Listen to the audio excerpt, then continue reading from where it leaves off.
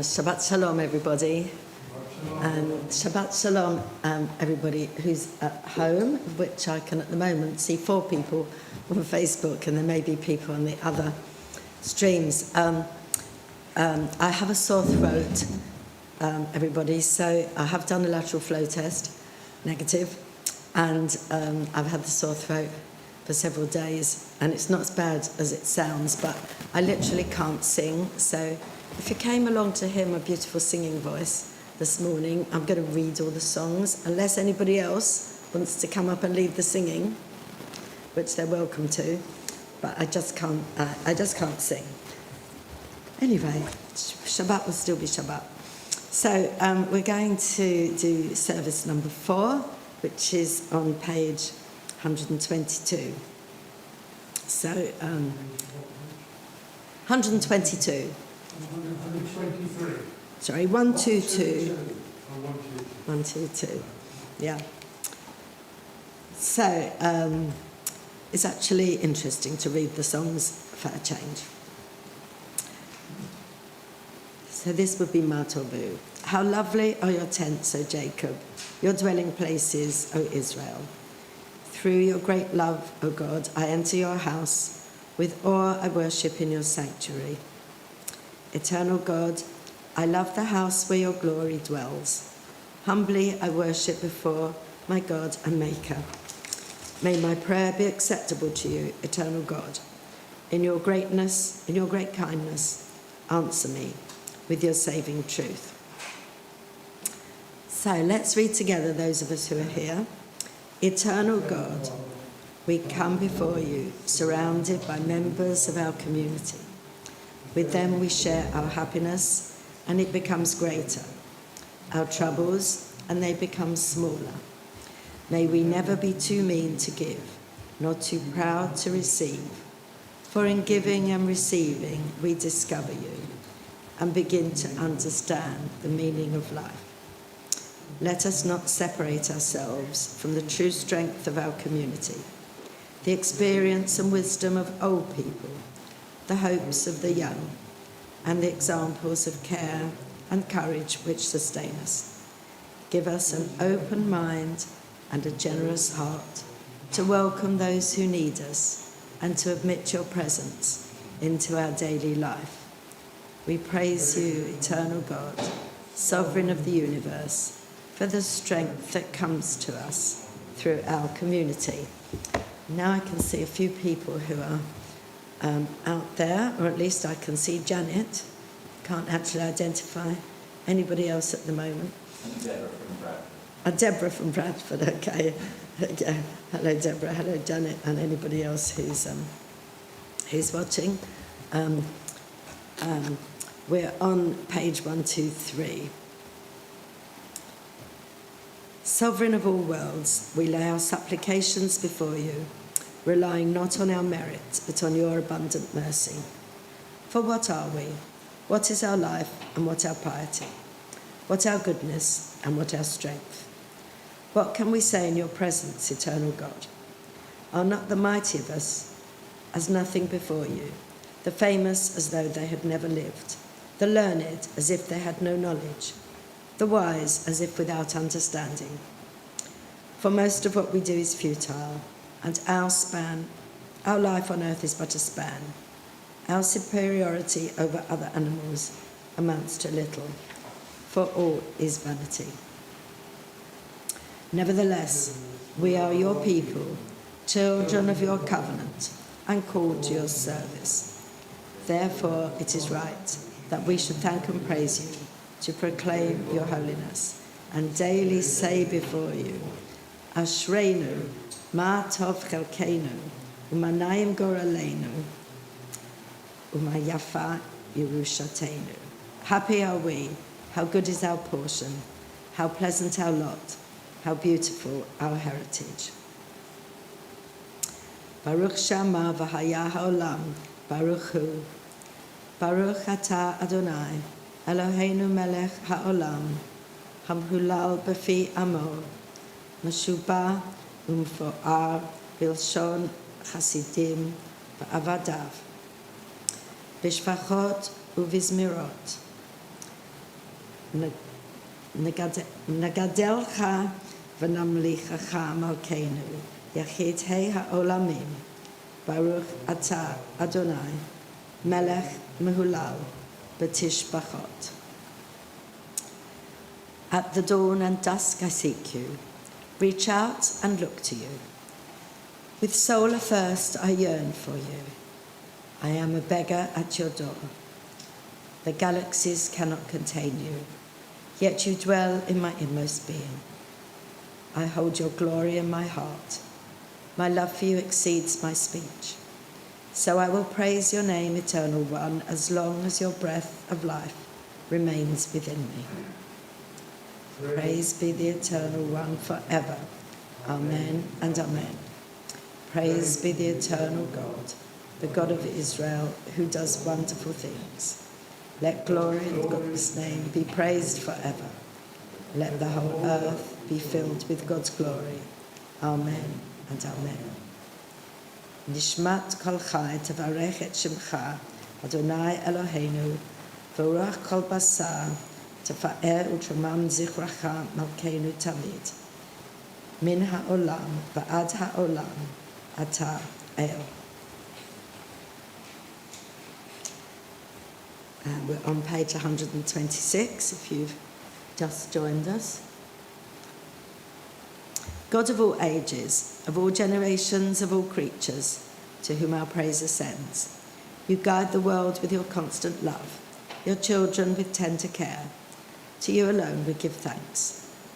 Yet, though our mouths should overflow with song as the sea, our tongues with exultation as the roaring waves, and our lips with praise as heaven's wide expanse, and though our eyes shine as the sun and moon, our arms spread forth like the wings of eagles, and our feet speed swiftly as hinds, still we could not fully thank you, eternal God, for your infinite kindness to our ancestors. and to us.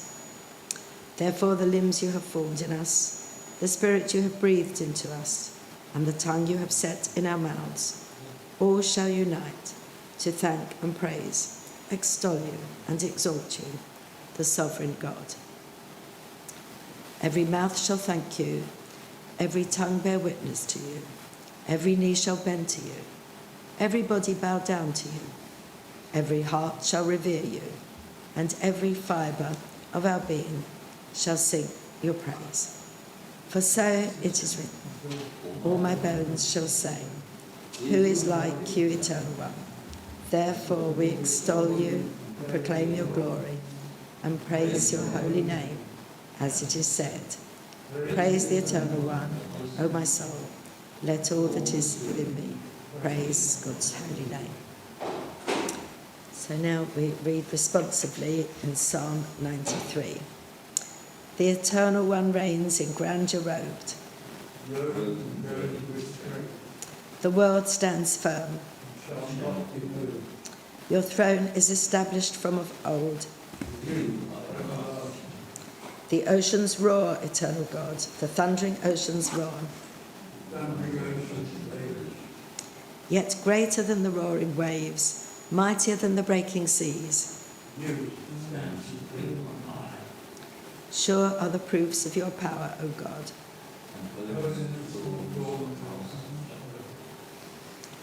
Please stand if you would like to. Yishtabach Shimcha La'ad, Malkeinu Ha'el HaMelech HaGadol VaHaKadosh B'Shamayim U'Va'aretz.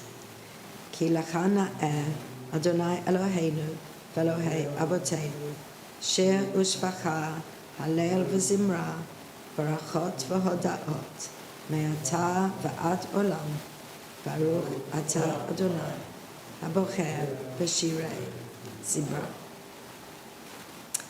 So we now turn to page 135.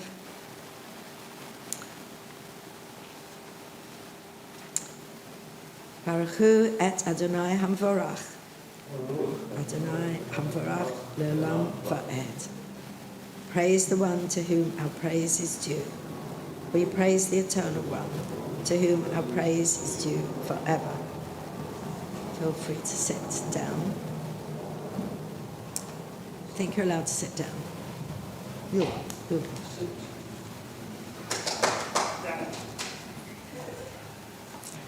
Page 136. Baruch atah Adonai, Eloheinu melech ha'olam, Yotzei or uvorei choshech, v'sei shalom uvorei et hakol.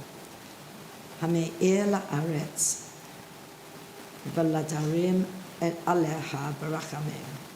Uv'tuvo machadesh b'chol yom tamid ma'aseh v'reishit. Ma rabu ma'asecha Adonai. Kulam b'chochma asita, ma'a ha'aretz kinyanecha. Titbarach Adonai Eloheinu, al shevach ma'aseh yadecha, v'al ma'orei or she'asita. Yifaruch hasela, Baruch atah Adonai, yotzei hamorot.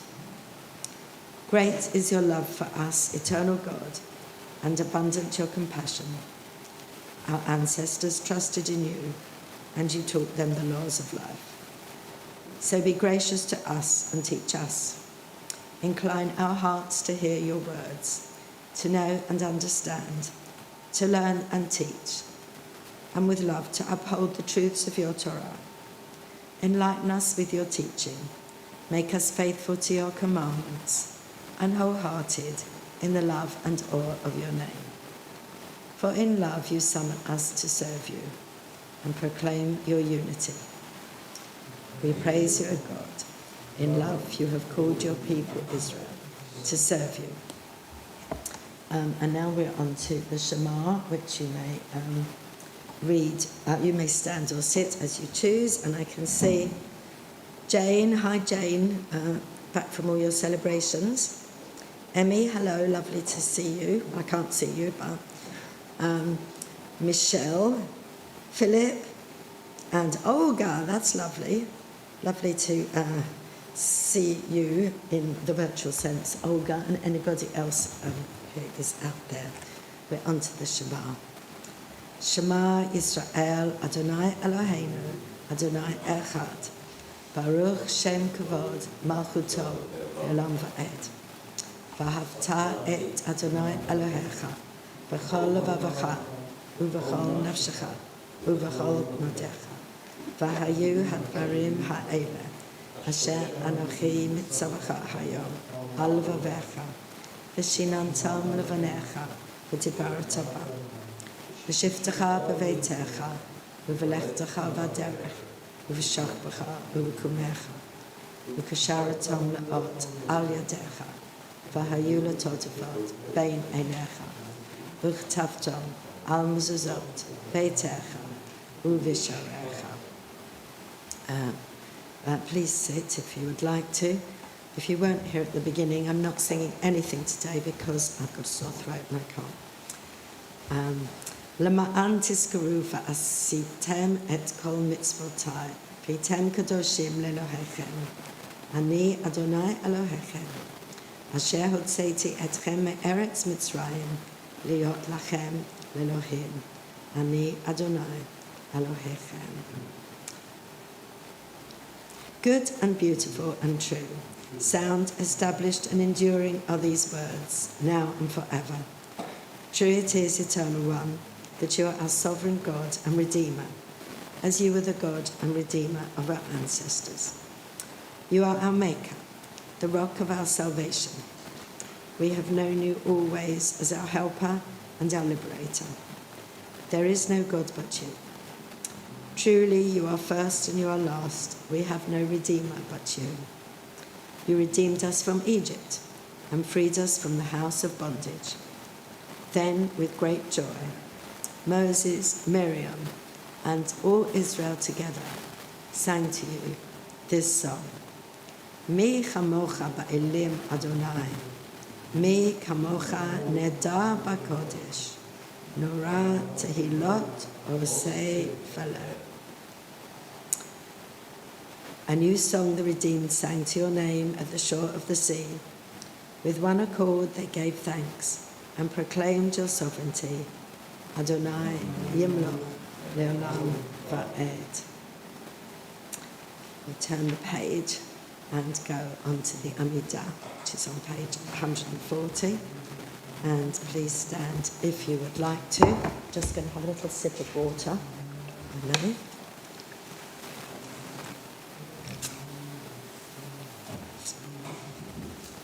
I did have lemon and honey this morning.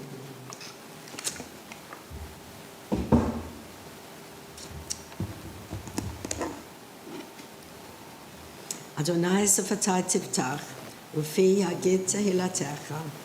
Eternal God, open my lips, that my mouth may declare your praise. Baruch atah Adonai, Eloheinu v'Elohei Avoteinu v'Imotenu, Elohei Abraham, Elohei Yitzchak, v'Elohei Yaakov, Elohei Sarah, Elohei Rivka, Elohei Rachel, v'Elohei Leah, Ha'el Hagadol v'Hagibor v'Hanora, El Elyon, Gomer Chasadim Tovim, v'Konei Hakol, v'Zocher Chasdei Avot v'Imahot, u'Mevi Gula Livnei B'neihem, Lema'an Shemo ba'Ahava, Melech Ozer u'Mashiach u'Maged, Baruch atah Adonai, Maged Abraham v'Ezra Sarah. Atah Gibor Le'olam Adonai Machayei Metim Atah Rab Hoshea. Mashiv HaRuach U'Morid HaGeshem, Mazriach HaShemesh U'Morid HaTal. Machalkel Chayim B'Chesed, Machayei Metim B'Rachamim Rabim, Samech Noflim, Rofei Cholim, U'Matzir Asurim, U'Mkayem Emunato, Lishenei Afar. Mi Chamocha Ba'al Gevurot, U'mi Domela, Melech Benit U'Machayeh U'Matzmiach Yeshua. V'ne'aman atah l'chayot meitim, Baruch atah Adonai, Machayeh המתי. נקדש את שמך בעולם, כשם שמקדישים אותו בשמי מרום, ככתוב על יד נביאך. קדוש, קדוש, קדוש, אדוני צבאות, מלוך על הארץ כבודו.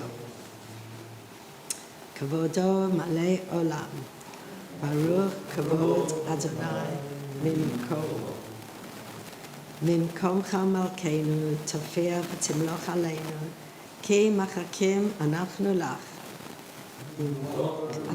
לעולם. אלוהי ציון, לדור, hallelujah. There are some people actually singing here, which is really nice. I'm going to get somebody to come up here and sing in a little while, maybe.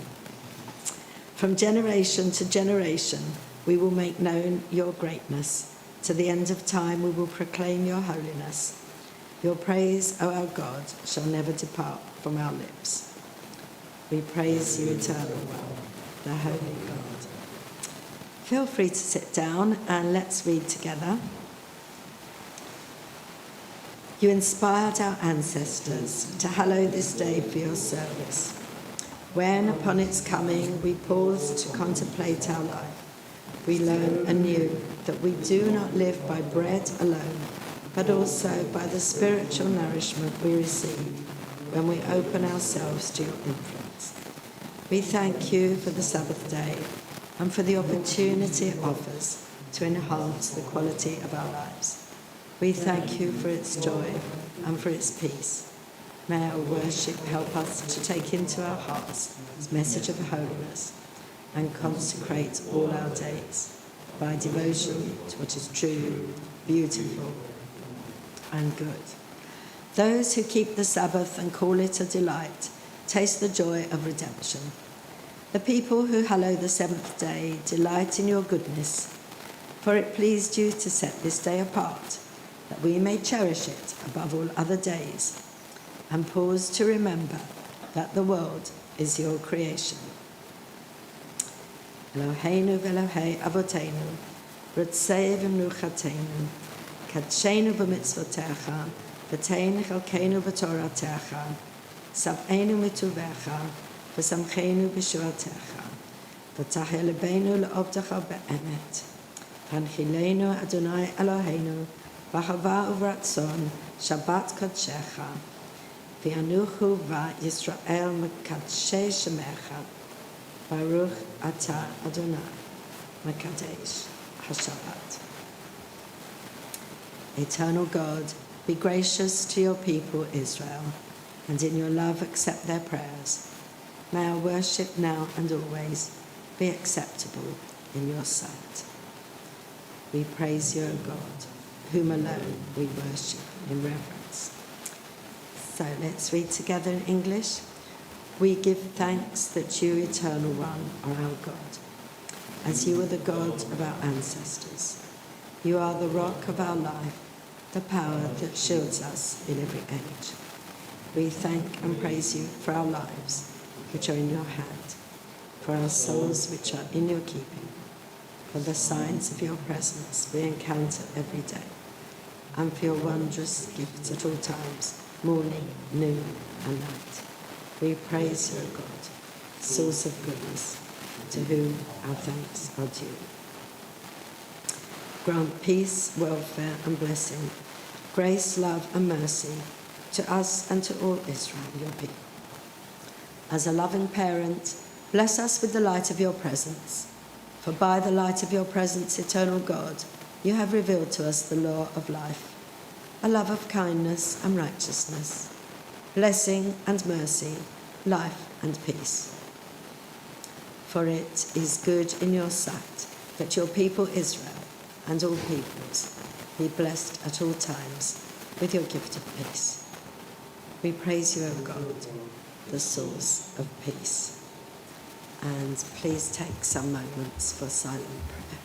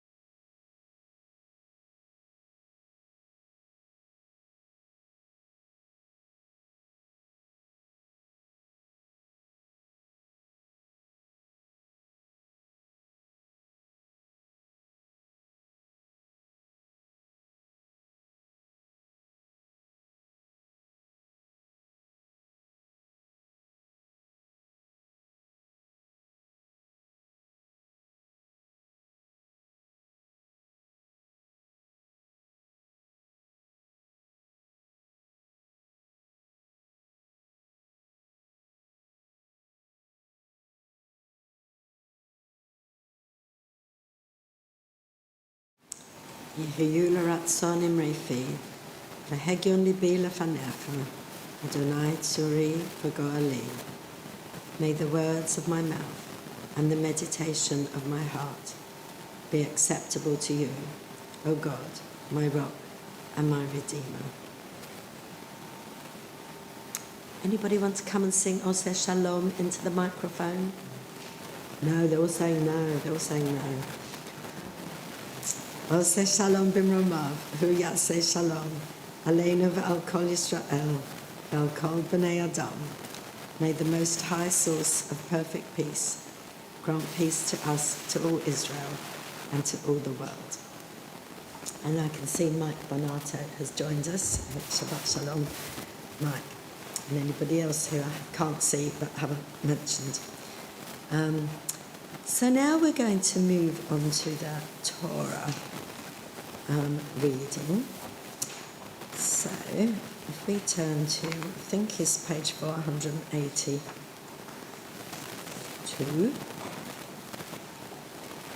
Yeah, I'm not taking the scroll out. I'm going to read it from my Chumash. Because I have never learnt to find my place in the scroll.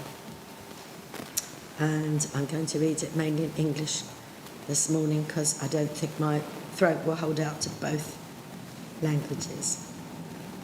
So let's do the brachot before the Torah reading. Baruch hu et Adonai hamvorach. Baruch Adonai hamvorach le'olam va'ed.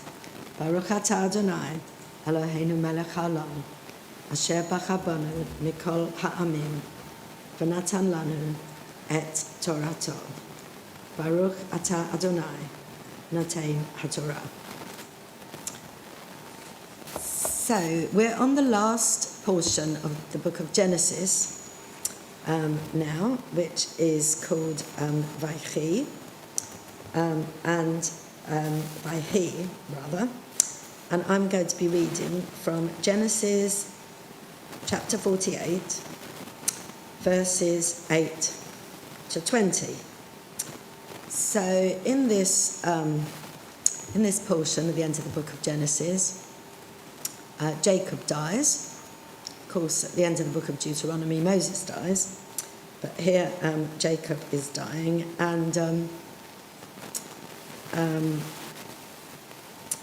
this is the part where Joseph, who is Jacob's son, as you know, hears that his father is dying and goes to see him on his deathbed. So, and it begins at verse 8 with Vayar Yisrael et b'nei Yosef v'yomer mi eleh. So Joseph comes along with his two sons, Ephraim and Manasseh, whom you may have heard of, and you probably haven't heard of Manasseh and Ephraim, as opposed to Ephraim and Manasseh, but this turns out to be quite an important point. When Israel, that's now Jacob, if you remember when he wrestled with the angel, if it was an angel or whomever, his conscience or God, his name was changed from Jacob to Israel. So this is referring to Jacob. When Israel noticed Joseph's sons, he asked, "Who are these?" Joseph said to his father, "They are my sons, whom God has given to me here." Here means in Egypt, of course, because Joseph had, of course, been sold into slavery by his brothers, ended up in Egypt in a quite prominent position in the government, and he'd had these two sons, which is why Jacob wasn't that familiar with them. Although they had been reunited before this, so you might wonder. Then he, as Jacob said, "Bring them to me that I may bless them." Now Israel's eyes were dim from old age, so that he could not see. Joseph brought them near him, and he kissed and embraced them. Then Israel said to Joseph, "I never expected to see you, and here God has let me see your children as well. Joseph removed them from his knees and bowed low with his face to the ground. Then Joseph took the two of them, Ephraim on his right hand at Israel's left, and Manasseh on his left hand at Israel's right, and brought them close to him. But Israel stretched out his right hand and put it on the head of Ephraim, although he was the younger, and his left hand on the head of Manasseh, thus crossing his hands, although Manasseh was the firstborn. He blessed Joseph, saying, "May God, in whose ways my fathers Abraham and Isaac walked, the God who has been my shepherd all my life until this day, the angel who has delivered me from all harm, bless these lads. May my name be recalled through them, together with the names of my fathers Abraham and Isaac, and may they grow into multitudes upon the earth."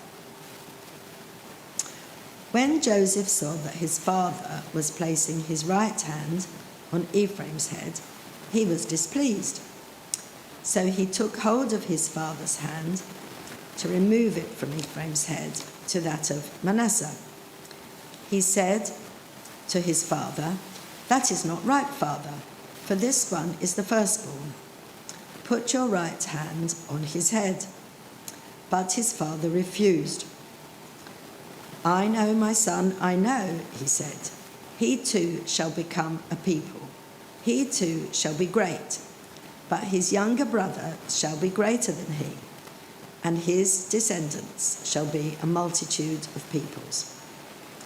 So he blessed them that day and said, "By you shall Israel invoke blessings, saying, 'May God make you like Ephraim and Manasseh,' thus putting Ephraim before Manasseh."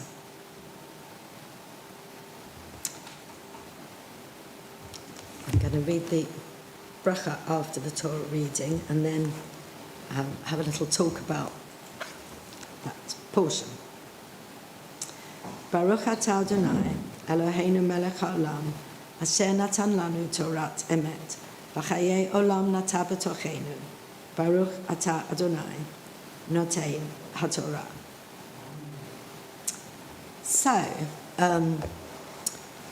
So that's quite interesting, partly because if you remember, when Jacob was young, he was one of twins with Esau, and he was the younger twin, and he grabbed the older twin's blessing.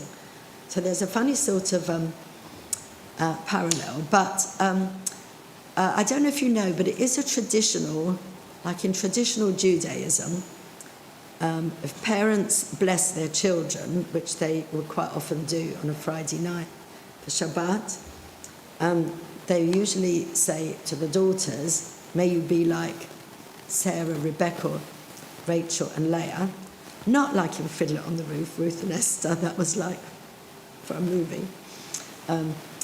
And for boys, they say, "May you be like Ephraim and Manasseh." And I've heard people give this blessing, and there in the portion, Jacob actually says that, "I hope this will become a blessing in the future. May you be like Ephraim and Manasseh." So we have to wonder, what did these two sons of Joseph do to be for thousands of years the kind of example to which Jewish children or Jewish boys were held? I mean, it's partly, no doubt, because Jacob loved his grandchildren, like those of us who have grandchildren do. But he kind of, it goes on in the portion, we haven't read the subsequent bit, that he really raises them to be to the status of his own sons, because they become part of the 12 tribes of Israel, along with Jacob's other sons, Reuben, Simeon, Dan, all those who become the 12 tribes of Israel. So he really almost like adopts these boys as if they were his sons. And they're always referred to then as Ephraim and Manasseh, even though Ephraim was the younger.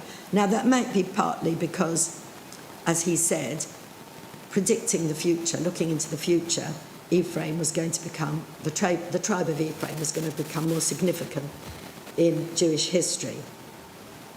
But we don't have much detail about them in the Torah other than being blessed. So, a rabbi called Elimelech of Dinov suggested that there was something special because of what happened when they came to this moment of blessing. Jacob put the younger Ephraim before Manasseh, but they don't argue or fight about that. Seeing the first generation of his family getting on with each other, Jacob declares that these two brothers are to be the role models of all time. Because if you remember, Jacob and Esau, that didn't go too well as brothers, and nor did Joseph and his brothers, because his brothers had sold him into slavery. And here are these two boys who are quite meek and mild as far as we know, when he decides to bless the younger one more fervently than the older one. So, and then there's another interpretation of the choice of Ephraim and Manasseh as the role models for the future, which is like really important for us, I think, especially us in Long Ditton. Because we're Jews who, like Ephraim and Manasseh, live as part of a small minority in a different culture. Those two were brought up amidst the grandeur of the Egyptian courts, with all that Egyptian culture around them. And we also have our Judaism amongst the prevailing secular culture, with its kind of secular values. And Ephraim and Manasseh lived all of their lives in Egypt, which is like living in the diaspora, or possibly even like living in Surbiton. But their grandfather knew that their Jewish identity was secure to them through their upbringing, enough to name 2 tribes of Israel for them. So they were, in effect, the first children of the diaspora who chose to remain to be Jewish. So maybe that's the significance. And indeed, their mother was originally not Jewish because Joseph married an Egyptian. So it was significant that they kind of maintained their identity despite the prevailing society around them. So that's quite a good blessing for people in Jews all around the world to give to their children. So, now, if I were going to read the Haftarah, which I'm not, the Haftarah is about King David on his deathbed, which was a different kind of deathbed experience because he called his son, who was Saul, I think, and he was really telling him what he wanted him to do after he's dead, which was basically honour my friends and beat up my enemies. So that was a completely different experience. But what I'm going to read instead of the Haftarah is something written by my own son. So this is kind of, since we're talking about sons and grandsons, etc., and people who grew up in a non-Jewish area like Kingston. So my son is training to be a rabbi, as you probably know, at Leo Beck College. And so he wrote something about Jacob. He tends to write things that are quite wacky. So it's kind of, it's in Gabriel's style. And he's picked up on the fact that Joseph came to see his dad on his deathbed, and he didn't come by himself for that intimate moment. He brought his children with him. And Gabriel says that many rabbis in the past have pointed out that actually we don't have any scenes where Joseph and Jacob are alone, because, they were separated for many years, and then because Joseph was sold into slavery, And then they were reunited because Jacob and his sons came to escape the famine in the land of Canaan. And they all reunite happily. But there aren't any scenes where Joseph goes to see his dad on his own. And this has been the subject of, it's mentioned in the Talmud. Anyway, this is what my son has to say about it. In 2010, James Knight, a dentist in Iowa, fired his hygienist, whose name was Melissa Nelson. He was very open about the fact that she hadn't done anything wrong and that he had no complaints to make about her work. So why was she sacked? She was sacked because she was too attractive. He feared, he said, that he would inevitably embark on an affair with her if she continued working in his dental surgery. This is, of course, absurd on many levels. Why would James Knight assume he was so irresistible to women that she would want to have an affair with him? Why would he think it's acceptable in this day and age to adopt a policy of never employing female hygienists? Above all, though, how could he have so little faith in his own self-control?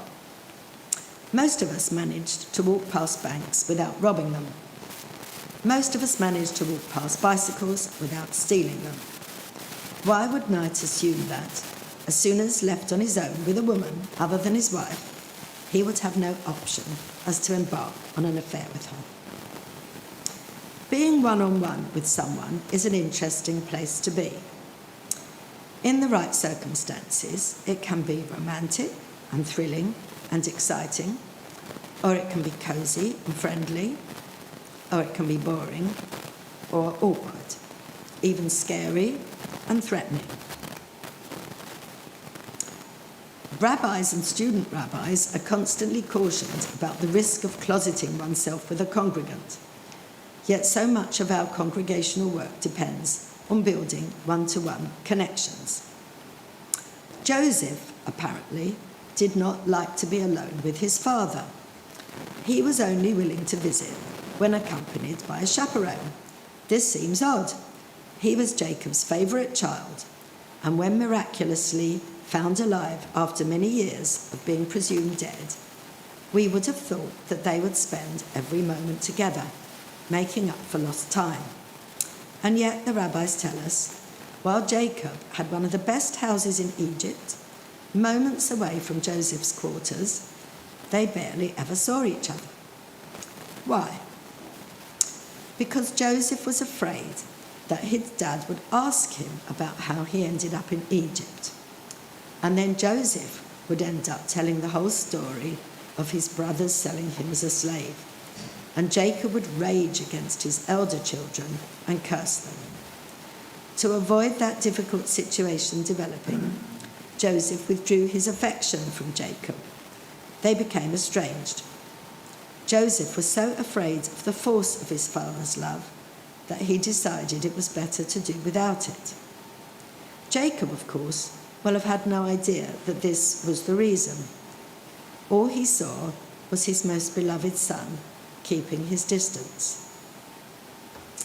Of course, Joseph had some reason to be wary of being in a one-on-one situation with another person.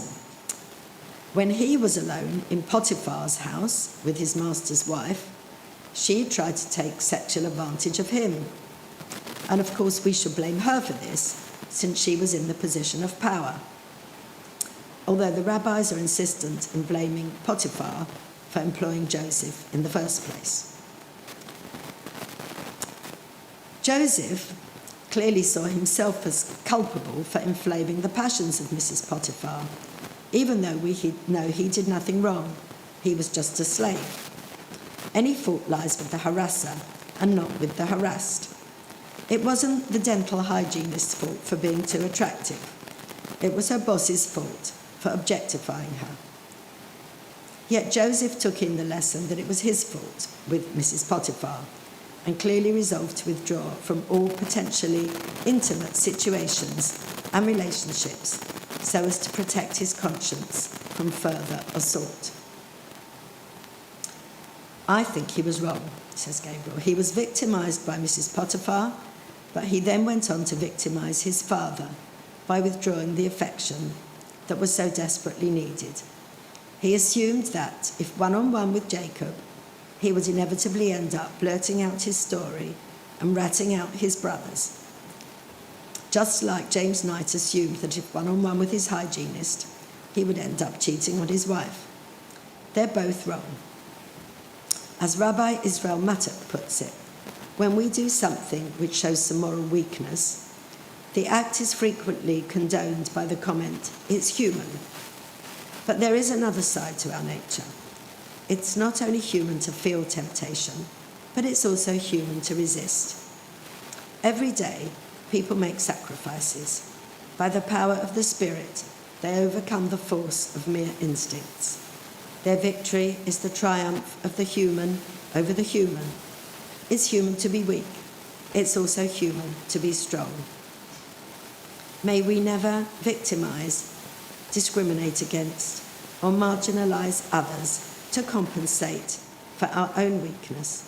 Let us confront our human failings head on, determined to convert them into strength. Ken Yehi Ratzon, may this be God's will. Well, we didn't know about the dentist, but interesting. Anyway, I acknowledge Gabriel Cantor-Webber as the author of that sermon. And now we will go on to the concluding prayers, which are on page 520, I think. Yeah. The congregation will stand.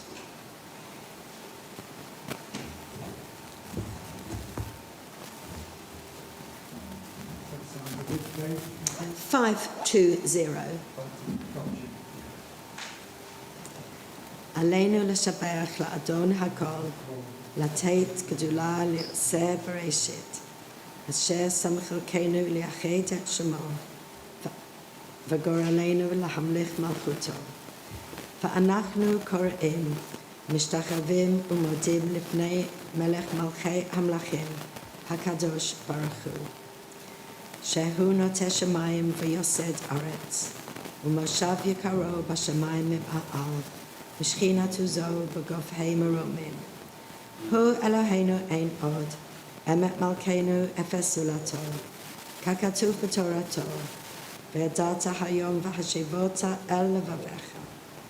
כי אדוני הוא האלוהים, בשמיים ממעל, ועל הארץ, מתחת אין עוד. Let's read together in English.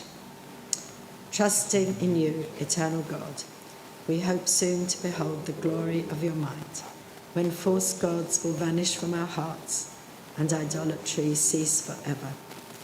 Help us to perfect the world by bringing it under your unchallenged rule, when all will invoke your name, relinquish evil, and turn to you alone. May all who dwell on earth come to know that to you every knee must bend and every tongue swear loyalty. Before you let them humble themselves, and to your glorious name let them give honour. Let all submit to your sovereign rule. May that time come soon and last forever. Ultimate sovereignty is yours, and to all eternity you will reign in glory, as it is written. The Eternal One shall reign forever. And it has been said, the Eternal shall rule over all the earth. On that day the Eternal God shall be one, and known to be one.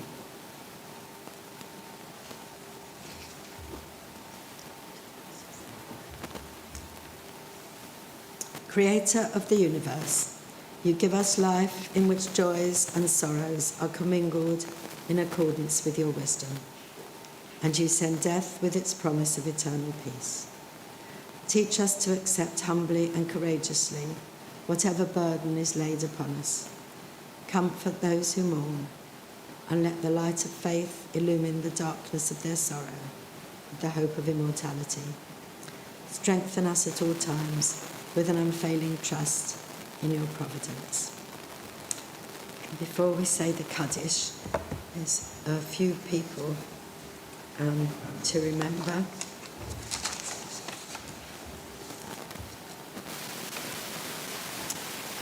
We're remembering Dinah Gold, mother of Blanche Zeffert, Seymour and Mavis Robinson, parents of Susan Burton, Lewis Robertson, grandfather of Susan Burton, Betsy Cohen, mother of Joe Humphreys,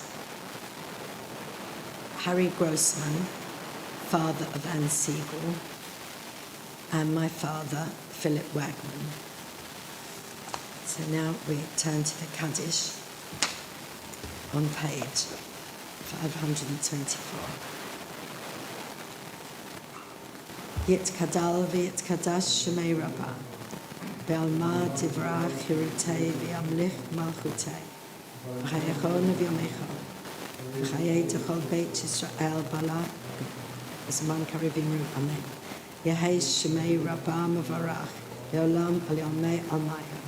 Yitparach v'yishtabach v'yitpa'ah v'yitramam v'yitnaseh, v'yitada v'yitaleh v'yitalal shemei t'kudosh al brechu, la'ela min kol birchata v'shirata, tushbachata v'nechemata, damiram ba'alma v'imru amen. Yehei shlama rabba min shemayim, v'chaim aleinu v'al kol Yisrael v'imru amen. Oseh shalom b'mroma, hu yaseh shalom aleinu v'al kol Yisrael v'al kol b'nei adam v'imru amen.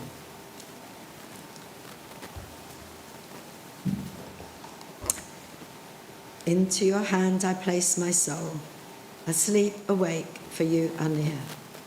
And with my soul, my body too, you are my God, I shall not fear. Shabbat Shalom, everybody. I'm afraid there isn't a final song since I can't sing today. But Shabbat Shalom, I hope you all have a good Shabbat, a good weekend, and stay safe.